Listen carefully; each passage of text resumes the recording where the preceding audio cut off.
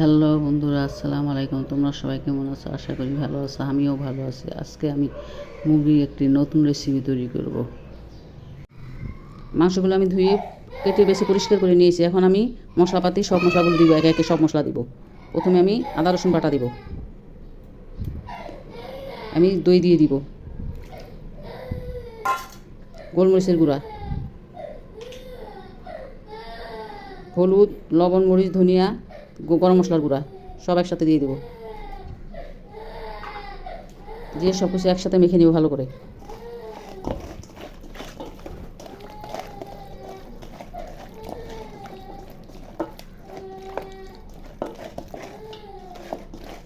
সব কিছু মেখে আধা ঘন্টার মতো রেখে দিব রেস্টে।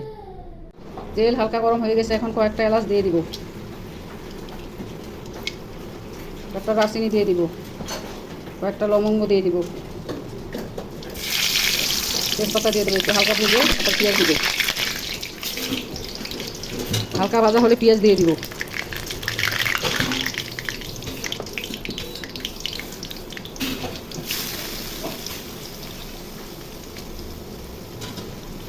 পেঁয়াজটা একটু ভেজে নিব।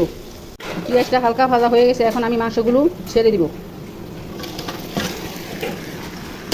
দিয়ে অল্প আঁচে ঢেকে কষিয়ে নিব। মাংস ঢাকা খুলে দিছি, একটু নেড়ে চেড়ে দিব।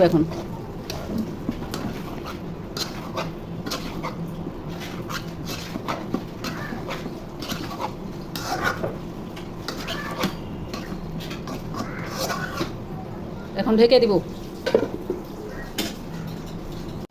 মাংস ঢাকনা খুলে নেড়ে চেড়ে দিব। মাংস থেকে পানি বের হয়েছে।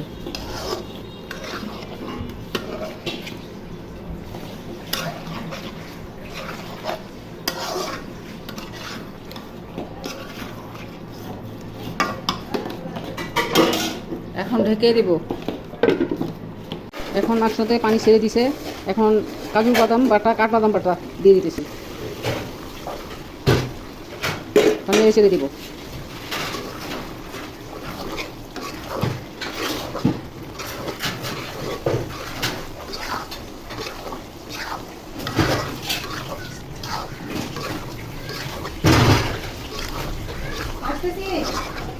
মশলা কষা হয়ে গেছে, এখন গরম পানি দিয়ে দিব। পরিমাণ মতো পানি দিয়ে দিছি, এখন নেড়ে চেড়ে ঢেকে দিব।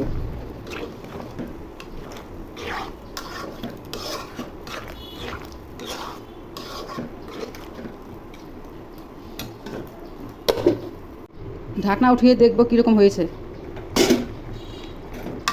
নেড়ে চেড়ে দিব। তরকারিটা হয়ে গেছে, নামিয়ে নিব। চুলা এখনই বন্ধ করে দিব।